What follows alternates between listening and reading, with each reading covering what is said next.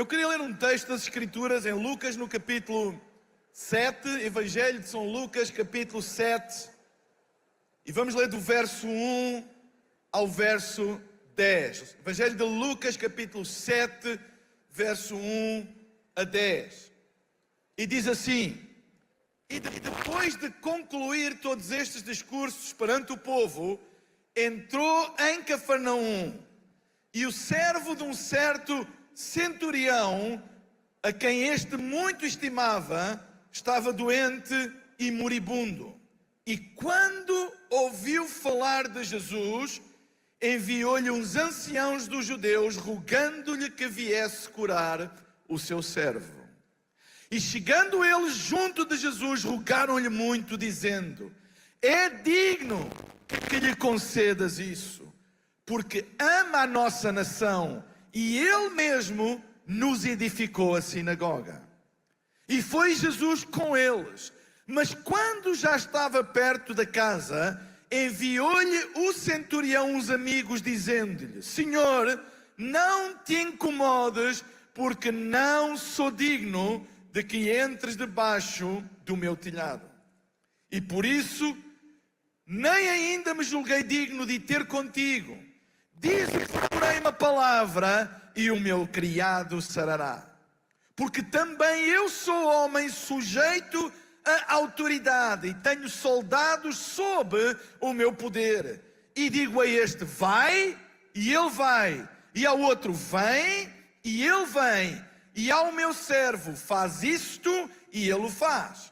E ouvindo isso, Jesus maravilhou-se dele, e voltando-se disse à multidão que o seguia: Digo-vos que nem ainda em Israel tenho achado tanta fé.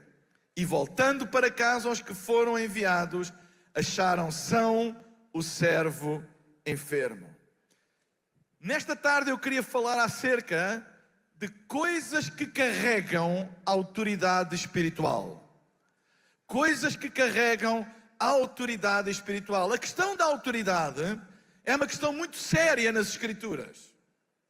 Nada que Deus cria é isento de autoridade. Deixem-me pôr assim: todas as coisas criadas por Deus têm uma autoridade definida. Não há nada que tenha sido criado por Deus que não tenha uma autoridade. Nada. A Bíblia diz no livro do Gênesis, e o livro do Gênesis é um livro muito importante para nós entendermos, é como que uma chave para nós entendermos todas as Escrituras, porque o livro do Gênesis é um livro dos princípios, e não só princípios cronológicos, mas princípios de como Deus opera, como Deus se move, como é a natureza de Deus. E diz a palavra de Deus no capítulo 1 do livro do Gênesis que Deus criou todas as coisas em 6 dias. Todas as coisas foram criadas por Deus. Deus é o autor de tudo aquilo que é criado. Mas a palavra de Deus também nos diz no livro de Gênesis que quando Deus criou o homem ao 6º dia, virou-se para ele e deu-lhe autoridade sobre a criação, deu-lhe a autoridade e o domínio sobre a criação. Ou seja, a criação divina, fruto das suas mãos, não era isenta de uma autoridade delegada por Deus. Tudo aquilo que Deus cria, Deus coloca uma autoridade. Nós depois vemos que o próprio reino de Israel foi colocado uma autoridade. E daí surgiu o princípio da autoridade sobre reinos e nações, que o princípio é divino. O princípio de uma nação ter uma autoridade é um princípio divino. Isto não quer dizer que é Deus que escolhe as pessoas que estão em autoridade nas nações. Isso é cada nação que o escolhe, mas o princípio é divino. Há pessoas que pegam neste texto para dizer que é Deus que escolhe todas as pessoas que têm autoridade. Não é verdade. Deus escolhe o princípio e nós escolhemos quem são as pessoas, mas o princípio da autoridade é divino. A mesma coisa com a família. Deus criou a família e colocou a autoridade sobre a família. A mesma coisa com a igreja. Deus criou a igreja e colocou a autoridade sobre a igreja. Então, se você quer saber se alguma coisa vem ou não vem de Deus, é olhar e perceber se tem ou não tem autoridade definida. Tudo que tem autoridade definida é um sinal que vem de Deus. Aquilo que não tem autoridade definida é porque não vem de Deus, porque Deus sempre opera pelo princípio da autoridade. É evidente que existem diversas expressões de autoridade, muitas formas dessas expressões de autoridade se relacionarem entre si, mas o princípio da autoridade é inegociável. E esta passagem é uma passagem muito interessante e que fala acerca de autoridade. O discurso, a linguagem do centurião de Cafarnaum é uma evidência muito clara disso.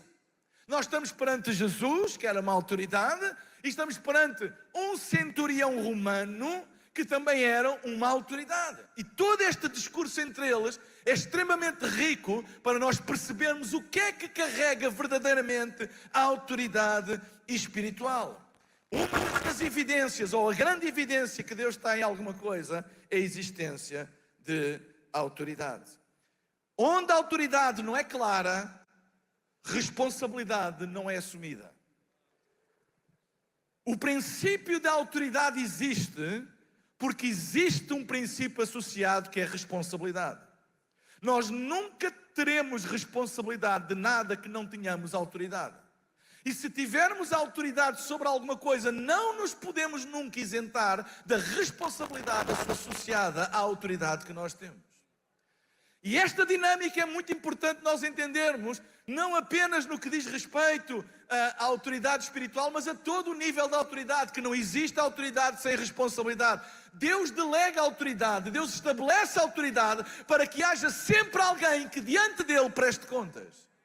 Alguém que responda diante dele. Alguém que quando Deus diz: Adão, onde estás? Possa responder. Este é o princípio da autoridade. Então eu hoje queria falar de algumas coisas que carregam a autoridade. E a primeira coisa que carrega a autoridade espiritual é a unção que nós temos. Eu creio que todos nós temos uma unção dada por Deus. Todos nós temos uma chamada, um propósito dado por Deus. E quando nós temos um propósito que é dado por Deus, eu creio que com esse propósito vem uma capacitação dos céus para o cumprir. Não há ninguém nesta sala, não há ninguém neste planeta que tenha nascido sem um propósito. A questão do propósito é pré-existente. A pré-existência do nosso propósito simboliza que antes de eu existir, Deus já tinha um propósito para a minha existência. Isso quer dizer que quando eu nasci e quando tu nasceste como um ato soberano da vontade de Deus para cumprir um propósito pré-existente. A expressão pré-existente quer dizer que alguma coisa já existia antes de eu e tu existirmos. E o que é que existia antes de eu e tu existirmos? Um propósito.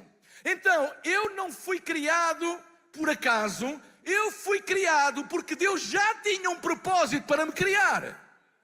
Deus não arranjou, não inventou um propósito quando tu nasceste. Há pessoas que dizem assim: pastor, eu fui um acidente.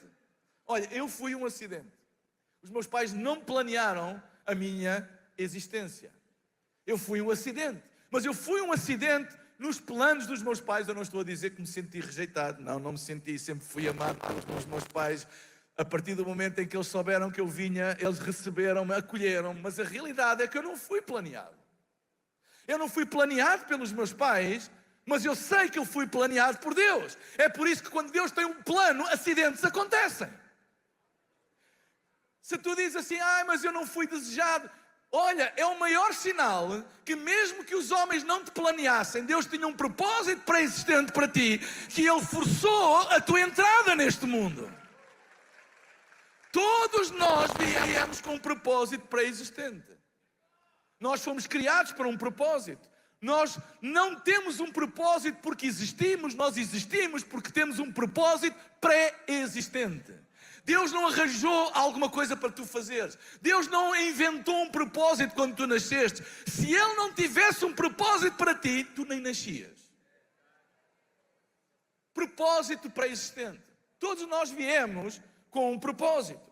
E é muito interessante percebermos que com propósito vem uma capacitação de Deus para as nossas vidas, para o propósito que Ele tem para nós. Uma autoridade que vem pelo que carregamos no céu. por aquilo que está na nossa vida, que não foi escolha nossa, que não é fruto de aprendizagem, que não é fruto de estudo, é alguma coisa que está em nós, que carregamos, que vem do céu. Quando alguém tem um propósito, uma chamada divina, ele carrega consigo alguma coisa que vem do céu. E deixem-me dizer uma coisa, nós nunca podemos perder esta noção que nada na igreja, nada na casa de Deus, nada no reino dos céus, nada do reino dos céus na terra se constrói sem uma chamada divina. Nós precisamos de saber que nós temos um propósito que não é nosso, não é escolha nossa, é uma escolha divina, e carregamos isso vindo do céu e que nos acompanha para toda a vida. Ninguém pode fugir de um propósito pré-existente. É impossível. Nunca serás realizado. Terás sempre um vazio interior, porque há um propósito que é anterior à tua existência. Nós carregamos do céu isso, e nós nunca poderemos negligenciar isso. É importante termos habilidades, é importante estudarmos, é importante nos formarmos, é importante aprender a comunicar, é importante termos skills para fazer aquilo que Deus nos manda fazer, mas se nós não tivermos uma chamada na vinda do céu e a consciência dessa chamada, não vai dar resultado. Nós precisamos de saber isso. E é interessante no diálogo entre Jesus e o centurião, porque a primeira coisa que o centurião diz a Jesus é: Senhor, não te incomodes, porque não sou digno que entres debaixo do meu telhado. Não, convém dizer que o centurião romano era um homem de autoridade. E ele reconhece que Jesus tinha alguma coisa mais do que simplesmente alguma coisa da terra. E por isso, sendo ele uma autoridade do Império Romano, dizendo para Jesus: eu não sou digno que tu entres na minha casa, ele está a reconhecer que Jesus carregava alguma coisa do céu. Ele não era judeu, ele não tinha educação hebraica, ele não conhecia as Escrituras, ele não era treinado na religião judaica, ele não teve nenhum mentor para lhe ensinar estas coisas, mas como ele era homem da autoridade, ele reconheceu que Jesus tinha alguma coisa que vinha do céu.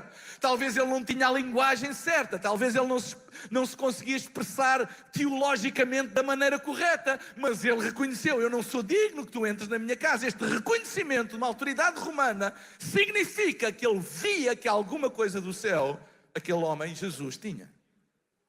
Mas o que mais me admira neste texto é o contrário. É que o próprio Jesus reconheceu que aquele centurião romano também tinha alguma coisa do céu. Olha o que é que Jesus disse. O versículo 9. E ouvindo isto, quando Jesus ouviu o centurião romano falar estas coisas, diz que Jesus, ouvindo isto, maravilhou-se dele. Ficou impressionado. E virou-se para a multidão, maioritariamente judaica, virou-se para eles e disse, e mandou uma bomba. E disse: nem em Israel eu vi uma fé como este homem. Um romano, um opressor, um centurião romano. Jesus vira-se para os seus e diz: em vocês eu nunca vi uma fé como esta. Jesus estava a reconhecer que este homem também carregava alguma coisa do céu. Ou seja, Jesus não disse: eu reconheço que ela é uma pessoa educada, ou eu reconheço que ela é uma pessoa humilde, ou eu reconheço que ela é uma pessoa que percebe o que é autoridade, ou eu reconheço, olha, ele é uma pessoa bondosa, ele é uma pessoa generosa. Não, ele diz: eu nunca vi fé como esta em Israel. Ele reconheceu que este homem carregava algo do céu no seu próprio propósito. Por isso ele ficou, diz a expressão das Escrituras, maravilhado, admirado, porque ele carregava alguma coisa no céu. Então deixem-me dizer uma coisa: Nada daquilo que tu carregas da terra impressiona ou maravilha Jesus. Mas aquilo que tu carregas do céu, ainda hoje, traz o aplauso do Filho de Deus.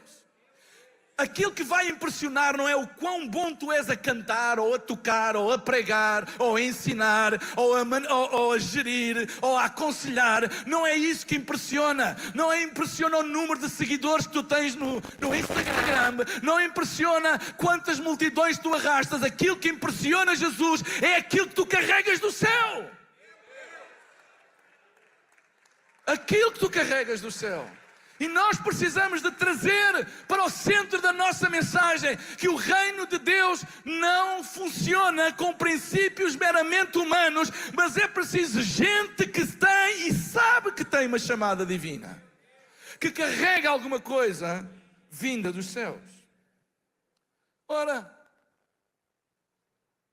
eu enquanto pastor e líder, pastor Costa Neto enquanto pastor e líder, nós podemos e devemos delegar posições. Eu posso delegar, eu devo delegar. Um dia, até a minha própria posição vai ser delegada. Alô? Ninguém vive para sempre. Eu posso fazer isso, eu devo fazer isso. Mas eu não posso, nenhum pastor pode dar uma chamada de Deus a ninguém. Eu devo reconhecer, mas eu não posso fornecer. Eu devo criar uma oportunidade, mas eu não posso criar um propósito. Eu não tenho essa autoridade. Faz parte, e Deus espera que eu tenha olhos abertos, discernimento, para ver o toque do céu, a impressão digital divina no coração de cada pessoa que está à minha volta. Mas quem põe a impressão digital não sou eu, é Ele que põe. É por isso que eu não quero pessoas à minha volta com o meu toque. Eu quero pessoas à minha volta com o toque dele. Pessoas que têm uma impressão digital dos céus e que nós podemos detectar. Sabem uma coisa? Não sei como é que chama aqui no Brasil aquela série CSI Miami, tem aqui? Vocês já viram? Quando eles vão investigar o crime, eles têm que ter aquelas técnicas para retirar a impressão digital. Sabem porquê? Porque a impressão digital não é visível a olho nu. Uma pessoa normal não consegue ver a impressão digital. Este microfone está cheio de impressões digitais das pessoas que o agarraram, mas ninguém consegue ver. Eu não consigo ver, você não consegue ver. Mas se chamar o CSI Fortaleza, eles vão tirar as impressões digitais e vão conseguir fazer o tracking, vão conseguir buscar quem tocou neste objeto. Sabem, eu oro a Deus. A função de um líder não é colocar impressão digital na vida de ninguém, porque não é essa a nossa função. Nós não podemos dar uma chamada, nós não podemos forçar uma chamada, nós não podemos forçar uma unção nas pessoas. Mas a nossa função é ser o CSI CC Videira, em que eu consigo detectar a impressão digital divina em pessoas que ao olho normal passam e não veem nada, mas alguém vê. Alguém vê e diz assim: este moço tem alguma coisa do céu nele. Aquela moça tem uma impressão digital divina nela. Essa é a nossa função. Eu não posso dar, mas eu devo detectar quando existe.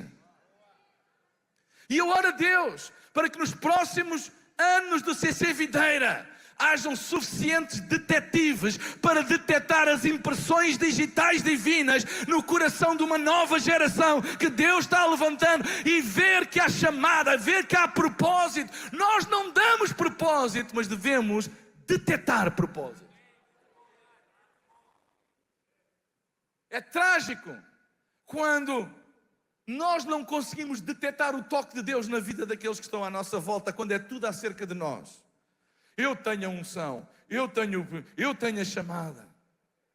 Não, os outros são todos servos. Não são todos. Eles são servos, mas eles são pessoas com propósito, com uma chamada divina. E é a nossa responsabilidade ter os olhos bem abertos e ver o toque do céu na vida das pessoas.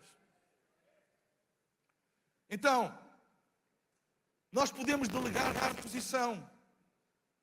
E com isso, será sempre delegado um nível de autoridade. Por exemplo, se eu delegar em alguém ser o pastor de jovens da minha igreja, vou dar um exemplo, essa pessoa, ela vai funcionar por uns tempos numa posição que eu lhe concedi e debaixo de uma autoridade que eu deleguei. Mas o plano de Deus, e deve ser os nossos planos também, é que essa pessoa, ela própria, conquiste a sua própria autoridade espiritual diante dos outros e que não viva sempre à sombra de uma autoridade delegada.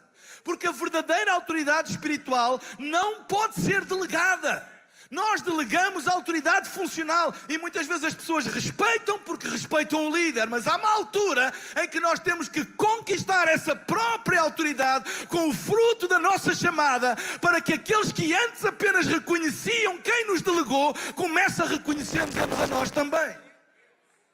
E eu quero falar para uma nova geração, que é a vossa responsabilidade, e eu sei o coração do vosso pastor, mas é vossa responsabilidade crescerem, operarem na vossa própria autoridade e não viverem sempre debaixo de uma unção e de uma autoridade que lhes foi delegada apenas funcionalmente, porque nenhum homem pode delegar aquilo que vem do céu.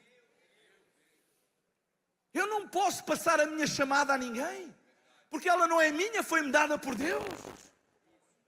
Eu só tenho que ser fiel àquilo que Deus me deu e ter os olhos abertos para dar plataforma àqueles que eu reconheço que Deus está a levantar. Mas esses que eu reconheço que Deus está a levantar têm uma responsabilidade de construir também a autoridade espiritual para que nunca sejam dependentes. Porque a autoridade espiritual não pode ser dependente. Nós temos que carregar a nosso próprio peso que vem do céu. E uma das coisas que me preocupa, em termos gerais, não estou a falar, como é lógico, para esta igreja, é que muitas vezes nós olhamos em pirâmide para cima e esquecemos que cada um de nós tem que carregar alguma coisa que vem do céu também por nós próprios. E conquistar essa autoridade espiritual para que os outros possam reconhecer. Porque a autoridade espiritual não se delega, reconhece. Não tem como. A autoridade funcional delega-se. E as pessoas muitas vezes submetem-se por respeito a quem delega. Mas se eu não conquistar o meu espaço, e se eu não der fruto da chamada que Deus colocou na minha vida, os outros nunca irão reconhecer a autoridade espiritual em mim. E eu tenho essa responsabilidade. Eu não sei se estou a falar para alguém aqui hoje, mas eu oro a Deus porque sim. Porque há uma nova geração a emergir. Há uma nova geração a crescer. Há uma nova geração cheia de potencial. Eu vejo isto acontecer em todo o mundo. Uma nova geração com um nível de ousadia, um nível de paixão como eu nunca vi. Mas é importante vocês reconhecerem que têm um percurso a percorrer, que precisam de conquistar a vossa própria autoridade espiritual. Então a primeira coisa que carrega a autoridade espiritual é aquilo que nós carregamos do céu. Nós podemos ser excelentes oradores, bons estrategas, ótimos gestores, melhores conselheiros, mas se não tivermos uma impressão digital divina em nós, fruto de um toque, de um chamamento celestial, não vamos ter autoridade espiritual.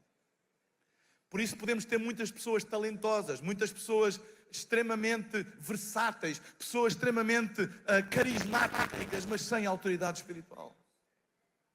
Porque têm tudo, mas não têm o básico. E é importante nós nunca esquecermos disso. Há 13. Deixem dar-vos uma palavra. Vocês são provavelmente da geração, a geração Z, a geração mais sensível ao Espírito Santo. A geração mais capacitada para fazer a obra. Mas há uma responsabilidade de vocês irem sempre ao básico, de nunca se esquecerem que não é o vosso talento, não é a vossa habilidade natural, não é a característica natural da geração que vos vai levar onde Deus quer que vocês estejam, mas é o reconhecimento de que o Espírito do Senhor colocou uma impressão digital na vossa vida. Isso é a base para todas as coisas. Segunda coisa que carrega a autoridade espiritual, temos que ir rápido, é a nossa história. História carrega autoridade. Olha o que a Bíblia diz no versículo 4 e 5. E diz que chegando eles junto de Jesus, os anciãos que o centurião enviou, chegaram junto de Jesus e rogaram-lhe muito. Persistiram, dizendo: é digno que lhe concedas isso. E depois justificam porquê. Porque é que eles estão a pressionar Jesus para ele ir ter com o centurião, e eles dizem claramente: ele é digno que tu vás lá. E depois explicam, e diz: porque ele ama a nossa nação. Atenção, ele não é judeu, ele é romano, mas ele ama a nossa nação, e ele mesmo nos edificou a sinagoga. Ora, história carrega autoridade. Deixa-me dizer uma coisa: o nosso futuro não carrega autoridade espiritual. Visão tem zero autoridade espiritual. Visão cria entusiasmo, visão é magnética, visão é mobilizadora, mas visão tem zero autoridade espiritual. Mas história tem autoridade espiritual. História carrega a autoridade espiritual. O nosso futuro não carrega, mas a nossa história carrega a autoridade espiritual. Ora, o centurião tinha uma história que lhe concedia autoridade, e por isso os judeus disseram: é digno que tu vás à casa dele, e citam a história dele, porque ele ama Israel e ele edificou a sinagoga. Ele tem uma história. Não é só conversa, não é só teoria, não é só sonhos, não é só visão, não é só vontade, não é só potencial. Ele tem história. Ele não diz que ama e que ama e que ama e não faz nada. Ele diz: ama a nossa nação porque ele edificou uma sinagoga. E para um romano, sinagoga valia zero. Ora, se um romano edifica uma sinagoga judaica, é porque ele efetivamente ama a nação. E eu estou farto de pessoas, eu não estou zangado, estou só entusiasmado. Eu estou farto de pessoas que dizem que amam a Deus e não edificam a casa de Deus.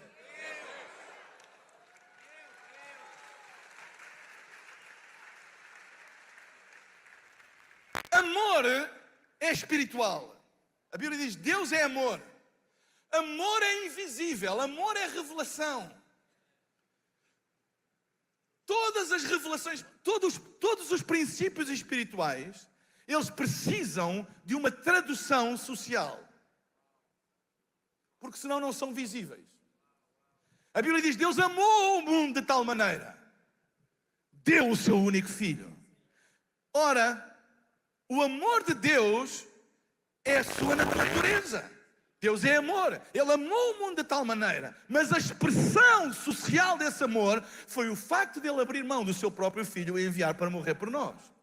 Ou seja, a revelação teve uma expressão visível. É por isso que Jesus é Deus encarnado, é um Deus social, é um Deus de carne e osso que andou entre nós. Toda a revelação divina, para ter efeito na sociedade, ela precisa de ser traduzida. Se ela não for traduzida, é conversa, é teoria. E nós temos muitas teorias, muita gente teórica e que sabe e que conhece, mas não tem história. Aquilo que eles dizem saber não é compatível com a história deles. Por isso tem zero autoridade. É por isso que duas pessoas podem vir a este púlpito, ensinar a mesma coisa, uma com autoridade e outra sem autoridade. Porquê? Porque uma tem uma história coerente com aquilo que está a ensinar e o outro não. O outro apenas aprendeu, estudou e está a debitar conhecimento. Deixem-me dizer uma coisa: história tem mais autoridade que conhecimento. Porque há pessoas que têm o conhecimento, porque o conhecimento adquire-se, a história constrói-se. Porque há pessoas que adquirem o conhecimento e debitam o conhecimento, mas há pessoas que têm o conhecimento e têm a história desse conhecimento traduzida. A história deles é uma tradução daquilo que eles sabem, daquilo que eles aprenderam, daquilo que eles acreditam.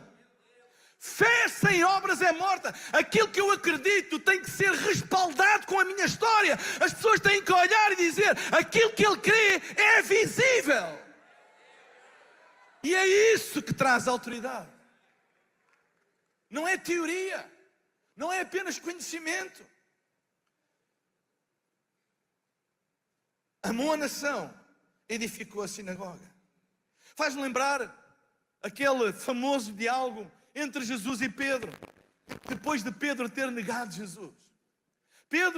Jesus perguntou-lhe: Pedro, amas-me? Amor espiritual. E Pedro disse: sim, Senhor, eu amo-te. E o que é que Jesus disse a seguir? Toma conta das minhas ovelhas. Tomar conta de ovelhas é uma expressão visível de quem diz que ama a Deus. É por isso que a Bíblia diz: aquele que diz que ama a Deus e aborrece o seu irmão não é mentiroso. Porque não traduz aquilo que ele diz que acredita. Então tem zero autoridade. É apenas conversa. É por isso que é importante, se nós amarmos a Deus, edificarmos a sua casa. Eu não consigo ver essa coisa de pessoas dizerem assim: eu amo a Deus, eu não tenho nada contra Deus, eu tenho é contra a igreja. É porque não tem revelação do que é Deus e do que é a igreja, do que é amar a Deus. Porque amar a Deus sempre se traduz em edificar a sua casa, em apacentar as ovelhas. Pedro, amas-me? Sim, Senhor, eu amo-me. Apacenta as minhas ovelhas. Se fosse nos dias de hoje: Pedro, amas? Sim, Senhor, eu amo-te. Vai fazer curso no YouTube. Escreve um livro. Faz umas viagens. Pedro, amas-me? Sim, Senhor, eu amo-te. Toma conta das minhas ovelhas. Toma conta das minhas ovelhas. Sabem, é muito importante nós construirmos uma boa história. Nós dizemos que decisões constroem o nosso futuro. E é verdade. Mas decisões não só constroem o futuro. Decisões também constroem uma história. Eu, quando tomo uma decisão, eu não devo pensar só no futuro.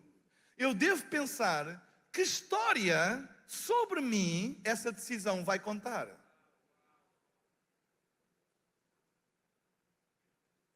Que história ela vai contar? Que história os meus filhos? Que história o meu netinho vai dizer do avô? Ele não quer saber se o avô era um pregador assim eloquente. Ele quer saber o que é que o meu avô deixou na sua história que me inspire, que tenha peso na minha vida.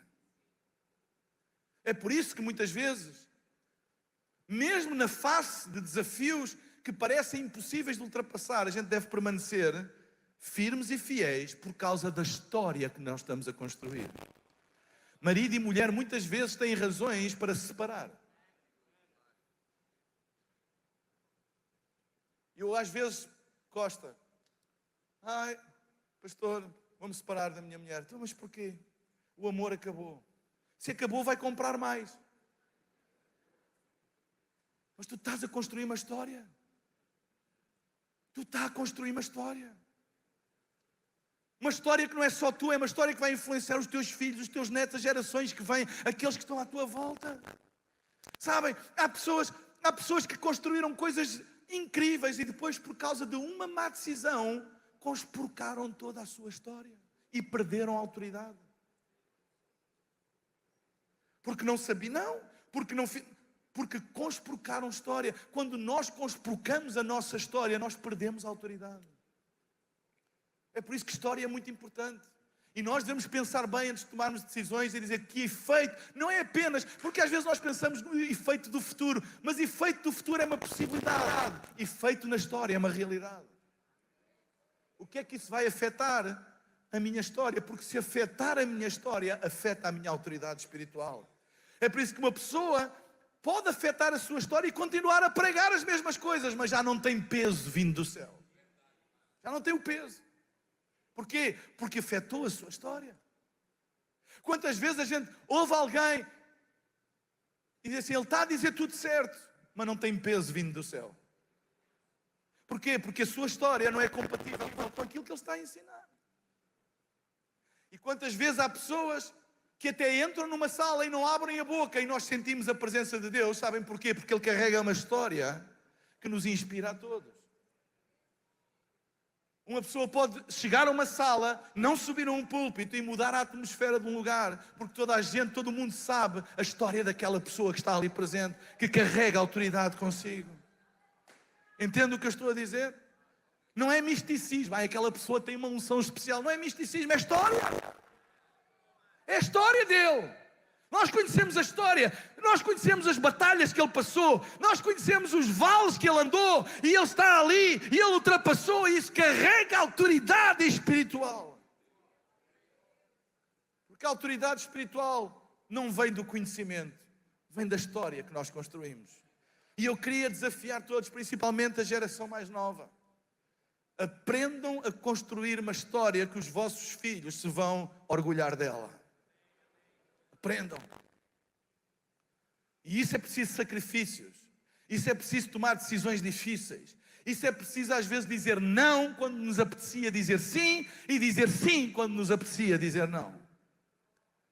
Porque nós temos uma responsabilidade de construir uma história para carregar a autoridade espiritual. Número 3. Tudo ok? Eu não estou zangado, estou animado. Número 3. Então, a nossa unção, ou a unção que carregamos do céu, a nossa história e a nossa integridade. Quando os enviados judaicos foram ter com Jesus e disseram: este homem ama a nossa nação e construiu a sinagoga, eles estavam a mostrar a integridade dele. A integridade não é perfeição, são duas coisas diferentes. Integridade e perfeição são duas coisas diferentes. Não há nenhum requisito na Bíblia para nós buscarmos sermos perfeitos, mas sermos íntegros. Integridade e perfeição são coisas diferentes. Integridade não é perfeição, integridade é coerência. Integridade é isto. Este homem diz que ama a nação e construiu a sinagoga. Isto é integridade. É uma pessoa que faz aquilo que ele diz. É uma pessoa que expressa de acordo com aquilo que ele diz. É uma pessoa que expressa de acordo com as convicções que tem. Eu estou cansado de pessoas que têm um grande credo de fé, mas expressam zero desse credo de fé. Um credo de fé cabe num papel, mas integridade só cabe no coração. Eu tenho que expressar de acordo com aquilo que eu digo que acredito. Isso é integridade. Sabem, nós devemos procurar ser sempre íntegros. E como eu disse, o objetivo de ser íntegro não é ser perfeito. Aliás, a busca de uma imagem de perfeição é o que leva muitas vezes pessoas a porem em causa a sua própria integridade. É por isso que eu oro a Deus, que todos os líderes, todos os pastores, todos os grandes líderes desta nova geração que Deus levantar, nunca tenham um ideal de mostrar perfeição, porque isso vai trair a vossa integridade. Mas sejam íntegros. Integridade tem a ver com coerência. Coerência e com compromisso com a verdade. Humildade de reconhecer quando nós erramos e quando nós temos limitações. A integridade tem a ver com coragem para lutar por aquilo que é certo, por aquilo que é bíblico, por aquilo que é de Deus. Isso é integridade. Este púlpito é um lugar santo. Não é um lugar perfeito, mas é santo. Santo quer dizer separado. Santo quer dizer separado para alguma coisa. Integridade é separação, santidade. A minha integridade é porque eu estou separado para Deus. Eu tenho um compromisso com Deus, com a verdade, com a palavra. Eu não sou perfeito, mas eu tenho um compromisso com isso. E nem que eu tenha que reconhecer os meus próprios erros e limitações em público, eu vou fazê-lo, porque o meu compromisso é com a verdade. Uma pessoa que falha e que erra e que assume o seu erro é uma pessoa íntegra. É íntegro, porque ele tem a coragem de assumir e dizer: é verdade, eu falhei. É verdade, eu não fiz certo. Não é perfeito, mas é íntegro. Mas quando as pessoas buscam perfeição, nunca assumem os seus erros, porque a imagem da perfeição vai-se embora. Escutem, este púlpito não é um lugar para gente perfeita, mas para gente íntegra. Gente íntegra. Gente que tem um compromisso com a verdade, com a palavra de Deus. Tem que avançar rápido. Número 4. A outra coisa que carrega a autoridade espiritual é o nosso fruto. Hoje em dia há tanta gente que sabe, mas não tem fruto daquilo que diz saber. Hoje nós temos ferramentas à nossa disposição, à distância de um clique do nosso celular. Já ouvi pessoas dizerem assim: eu não preciso de igreja, não preciso de ir à igreja. Eu hoje, no meu celular, posso escolher o pregador que eu quiser ouvir. É ou não é? Eu hoje vou ouvir Costa Neto. Amanhã apetece-me ouvir Stephen Furtick.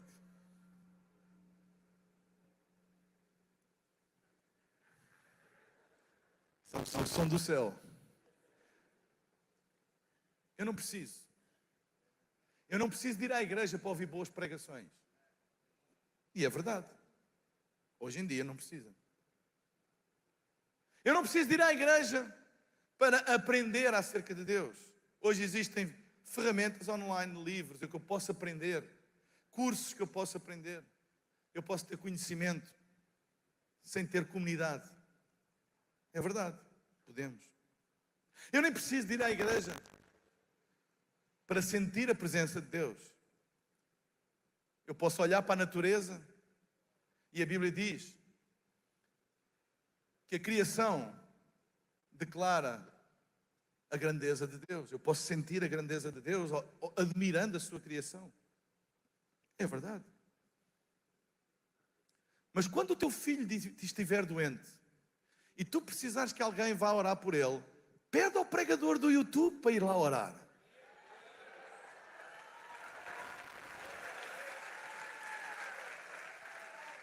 Quando tu estiveres a passar pelo vale da sombra da morte e nem orar e levantar os teus braços consegues, vai para o pé de uma árvore ou olha para os oceanos, porque não há nada como a oração dos irmãos, que quando nós nem orar conseguimos, nem levantar os braços conseguimos, há alguém ao nosso lado e diz assim: eu estou aqui por ti, eu estou aqui para lutar por ti, eu estou aqui, eu não vou deixar tu ires abaixo, tu não podes, mas nós juntos podemos. Isto é a força da igreja, é insubstituível. Quando precisares que alguém vá visitar o teu pai ou a tua mãe ao hospital, manda ao autor do livro que tu gostas tanto. Entende o que eu estou a dizer? Fruto carrega autoridade. Fruto carrega autoridade. E hoje nós temos tanta gente que ensina, que diz e que faz, mas tem zero fruto. Gente que anda a ensinar como edificar uma igreja e nunca edificou nenhuma.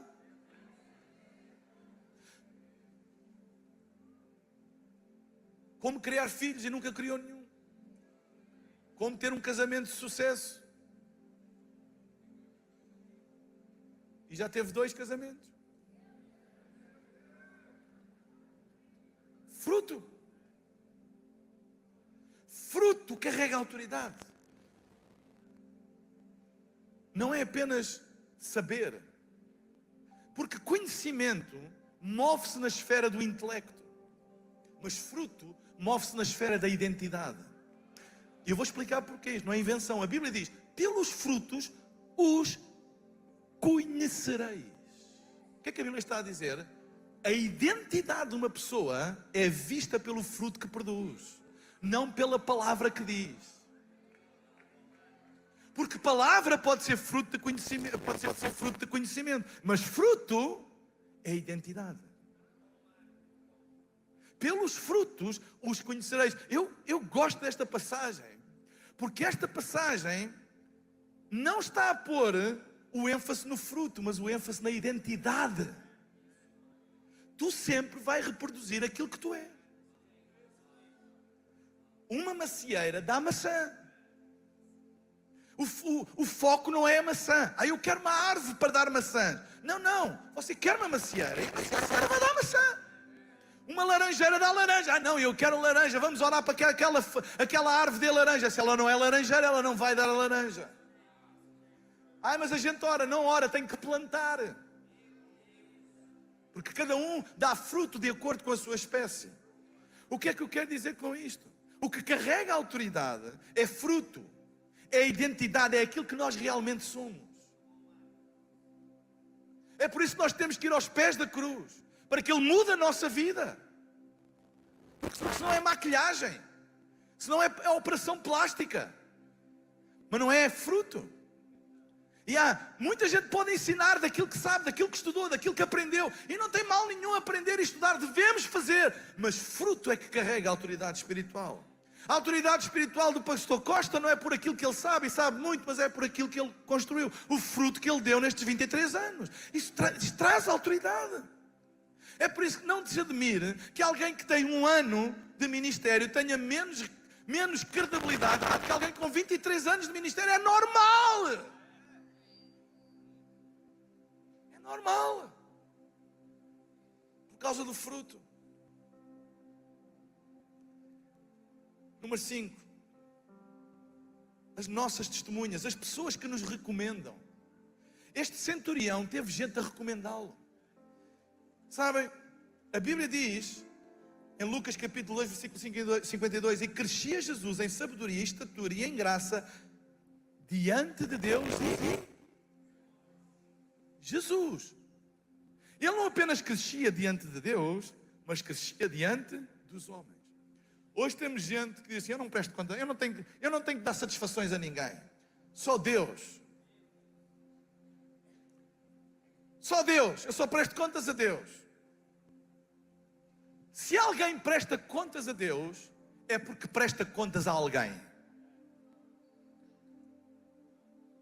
Porque Deus funciona com o princípio Se Deus funciona com o princípio da autoridade, é exatamente para que responsabilidade seja assumida. Quando ouvirem alguém dizer assim, eu não quero saber do que as pessoas pensam. Eu posso não querer saber daquilo que a maioria pensa, mas eu quero saber daqueles que me acompanham, eu quero saber o que é que eles pensam. Eu não quero saber o que a multidão pensa de mim, mas eu quero saber que as pessoas que caminham comigo pensam de mim. O pastor Costa tem acesso à minha vida para dizer o que ele pensa. E o que ele pensa é importante para mim. Porque as pessoas que me recomendam, de igual modo com aquelas que não me recomendam, dizem muito acerca de quem nós somos. Eu acredito em obras pioneiras. Eu amo ser pioneiro em coisas. Mas ser pioneiro não é, eu estou aqui contra tudo e contra todos. Mesmo sendo um pioneiro, tu deves sempre ter alguém, tu deves ter sempre alguém na tua vida que te recomenda. Eu vou começar uma igreja. Quem te recomenda? Tens alguém que te recomenda? Tens alguém que diz assim, olha, confia nele, é uma pessoa de confiança? Ou não há ninguém? Se não há ninguém que te recomende, então não é recomendável. Entende? É sempre bom nós temos quem nos recomenda. Sabem esta coisa de eu não quero saber da opinião de ninguém. É uma capa para pessoas orgulhosas que não querem que ninguém tenha acesso à vida deles. Mas nós precisamos, é uma segurança para nós, gente que tem acesso à nossa vida. Não só acesso para nos animar, mas acesso para nos corrigir. Quem te recomenda? Quem é que te recomenda? Quem é que pode falar por ti? Quem é que pode, sem tu abrires a boca, quem é que pode dizer alguma coisa sobre ti? Diz assim, esta pessoa é de confiança. Eu posso testemunhar, esta pessoa é uma pessoa íntegra. Esta pessoa é nova, mas eu sei que ele tem uma paixão e um coração por Deus. É importante nós termos gente que diga isto de nós. Não tem que ser todo mundo, nunca vai agradar a todo mundo, vai sempre haver gente que não vai gostar de ti. Mas isso não pode servir de desculpa para que a gente não tenha ninguém que nos recomende. As nossas lealdades também carregam a autoridade espiritual. Deixem-me dizer 3 coisas sobre isto. Primeiro, O nosso primeiro nível de lealdade é para com Deus e a sua palavra. É o nosso primeiro nível de lealdade. Nós temos que escolher bem as nossas lealdades. E o meu primeiro nível, e deve ser o nosso porque é bem claro nas Escrituras, o nosso primeiro nível de autoridade é com Deus e a sua palavra. E eu estou a pôr os dois juntos. Porque hoje em dia há pessoas que querem separar Deus e a sua palavra. Mas é inseparável. Deus nunca diz nada contra a sua palavra. E a sua palavra nunca diz nada contra a natureza de Deus. São os dois um. Porque se alguém diz que é leal a Deus, mas vai contra a palavra, então não é leal a Deus. Este é o nosso primeiro nível de lealdade. Nós temos um compromisso com a palavra. Nós não temos um compromisso com popularidade. Nós não temos sequer um compromisso com crescimento. Nós temos um compromisso com a palavra. E todos nós devemos ter isso bem claro, porque isso carrega autoridade espiritual. Quando a gente sabe que aquela pessoa, ele tem um compromisso com Deus e com a palavra e é inquebrável. Em segundo lugar, nós devemos ter um compromisso com a nossa missão de vida. Todos nós nascemos com um propósito, uma missão, e nós temos um compromisso com isso. Nós não devemos trocar, vender, negociar a nossa missão de vida por nada. Porque é um compromisso que nós temos. E esse compromisso carrega a autoridade espiritual. Pessoas que se mantêm fiéis, mesmo nos dias difíceis, à sua missão de vida, são pessoas que carregam a autoridade espiritual. Porque as pessoas sabem, ele tinha tudo para desistir, ele continuou, olha o fruto. Compromisso. E em terceiro lugar, a nossa lealdade também para com os nossos compromissos assumidos. Nós vivemos uma era em que todo mundo quer fugir de compromisso assumido. E então inventou-se uma palavra com um chapéu de teologia chamada orgânico. Eu quero um relacionamento que seja orgânico. Eu quero uma igreja que seja orgânica. Eu não quero nada institucional. A igreja não é instituição. Eu não quero nada que seja institucional. Eu quero que tudo seja orgânico. Deixa eu dizer uma coisa. O amor entre um homem e uma mulher que gera um casamento nasce orgânico. Você vai a passar, vê a menina, o coração acelera, a tensão arterial sobe, as pupilas dilatam, pum, isso é orgânico. Você não esteve lá, eu agora vou fazer assim, o coração vai bater aqui nesta hora. Acontece. Aquela vontade de estar junto, sentir bem ao pé da pessoa, começa orgânico. Mas para Deus, existem relações que são tão importantes para Deus, que Ele as institui. O casamento é uma instituição divina. Ou seja, há pessoas que querem fugir do institucional, mas Deus diz, não foge não. Não foge. Porque se você diz que ama, e diz que quer construir para a vida, então assume. Ele institui. Instituição, muitas vezes nós damos um cariz negativo a ela, mas não, Deus instituiu. Deus instituiu duas coisas, família e igreja. E muitas vezes é nessas duas coisas que a gente quer tudo orgânico. Para quê? Para fugir no compromisso. Não. Ama a menina, ama o menino, tem sonhos para a vida, então assume. Mas casamento não é o papel. Pois não é o papel, mas qual é o problema de assinar o papel se a sua intenção é pura e boa? Qual é o problema? Assina o papel. A igreja é orgânica, não é institucional. Não, é institucional. Eu tenho uma notícia para dizer. A igreja é institucional porque foi Deus quem instituiu.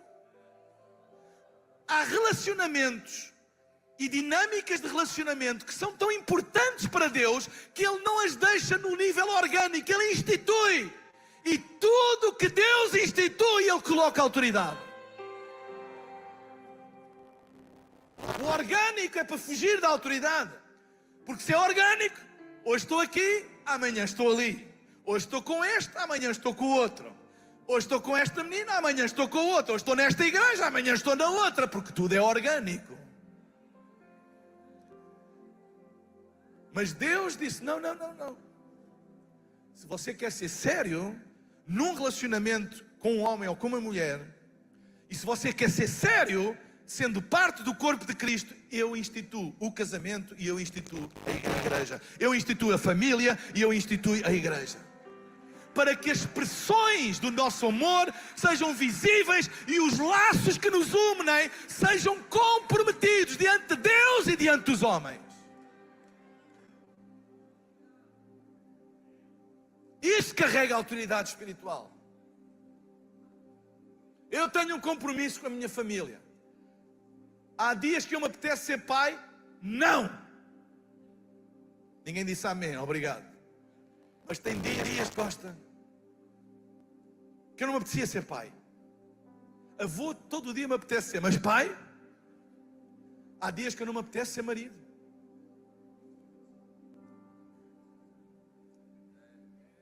Vou pôr ao contrário. Esposa, todo dia você apetece ser esposa. Há dia que você está farta dele. Que homem impossível de aturar. Quem me dera estar sozinha. Quantas vezes isso passa na cabeça? Agora deixem-me dizer, tirar o peso. É normal. Sabe o que é que não é normal? É ceder a esse impulso. Ter esse impulso, ter esse pensamento, acontece. Só não acontece a quem não é casado há muitos anos.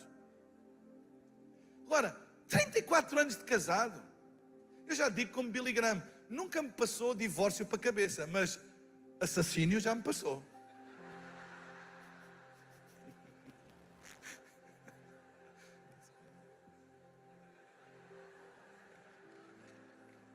Mas eu tenho um compromisso. Não apetece hoje? Morde a língua, vai dormir, toma um duche, amanhã passa.